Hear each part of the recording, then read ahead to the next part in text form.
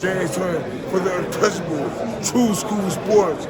Let's go, baby. Bow! Be careful what you wish for because it can become a reality. The untouchable True School Sports Empire, and y'all know the rest. Now, this is my official post-fight review for Diego Pacheco versus Steve Nelson, and the result of the fight is Diego Pacheco competitive, hard fought, but definitely a clear UD win, and he stays undefeated.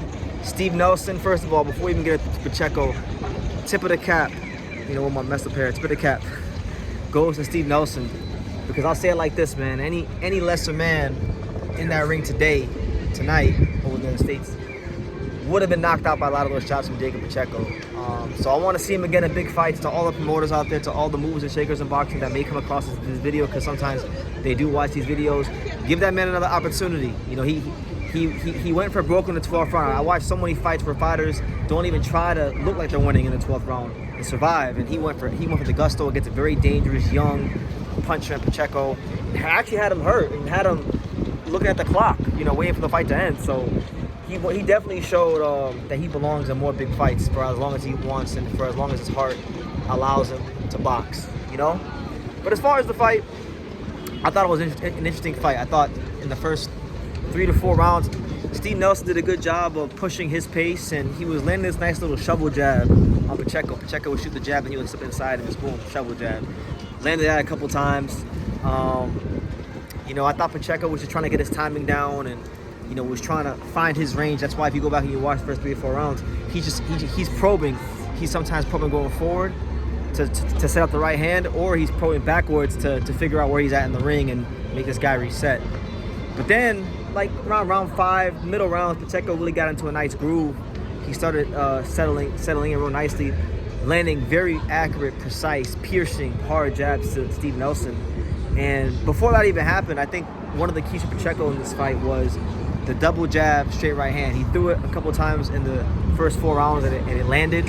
And I think that was a combination he threw that got him into range to get into rhythm and win the fight. But middle rounds, he starts landing power punches. He figured out his power punching range, and he's literally chopping that right hand on Steve Nelson's forehead, piercing that jab right down the guard, and it wound up opening up a cut on one of Steve Nelson's eyes. And obviously, if a fighter's cut, that can influence their vision, their energy levels, just so many things. And I think that did change the complexion of the fight. And I think, you know, like in the middle rounds, like from rounds like 5 to, I would say probably rounds 5 to 9, you saw why Diego Pacheco was the #1 ranked amateur in the USA and Mexico simultaneously.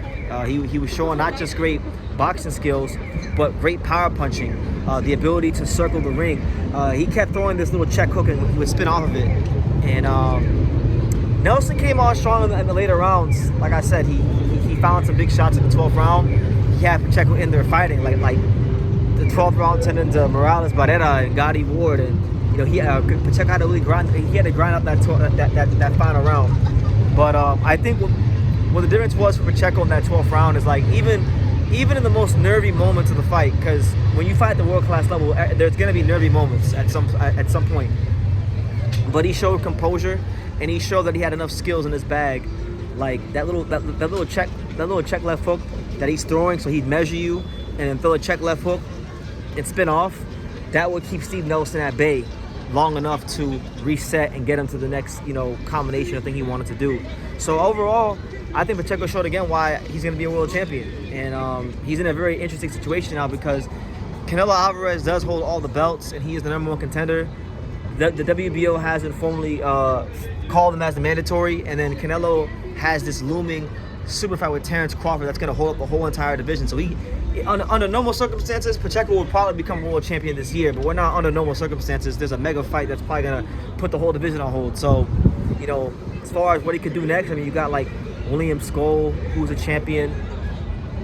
Maybe he could fight him, and that's his route to become champion, because I completely forgot that he's a champion. He can fight William Scull, and I think he beat the brakes out of William Scull. I don't think William Scull sees the 7th round they fight. So yeah, there's that fight, which I think he would be a favorite in.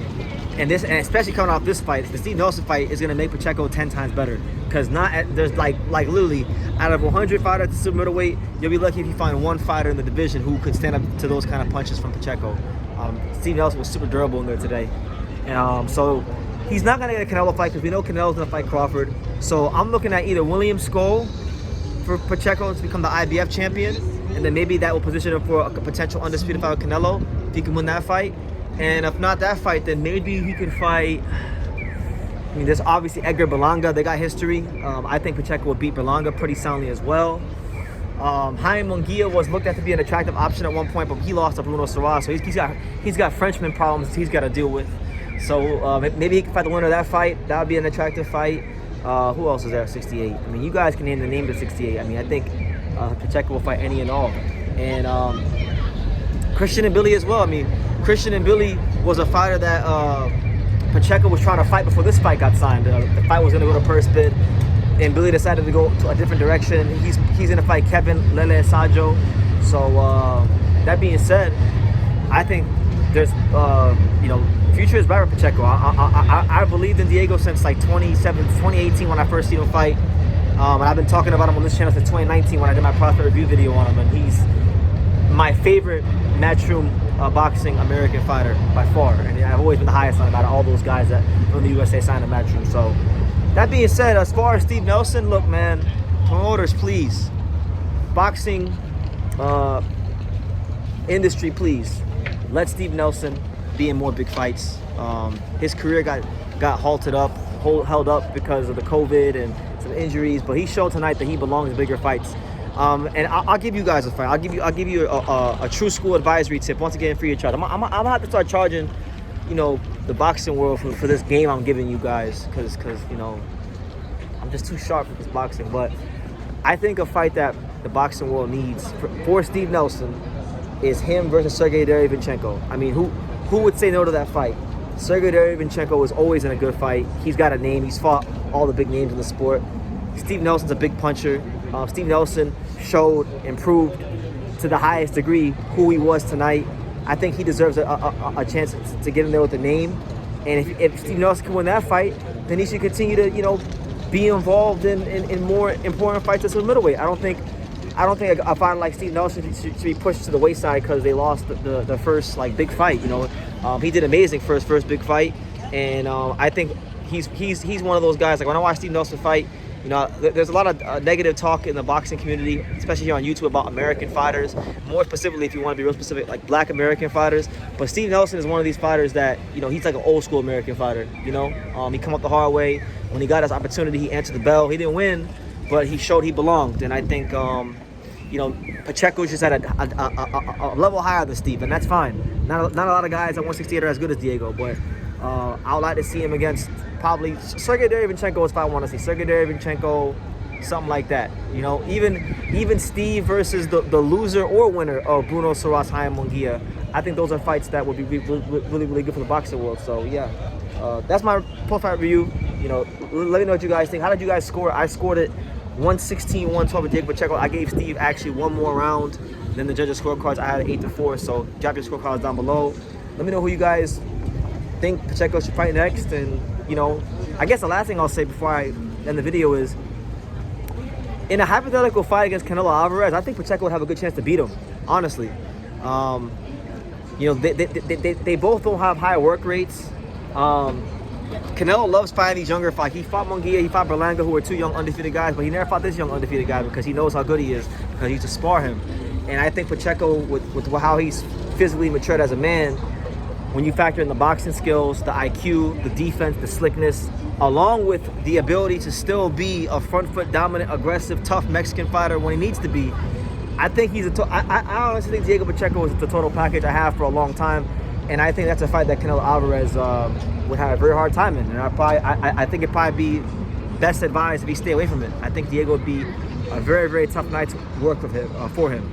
So that's my opinion. But let me know yours in the comments down below. Make sure you guys take the time to subscribe. And like I say in every single one of these videos, you can love me or you can hate me, but I'm just a kid from Daniel. So until next time, take care, guys.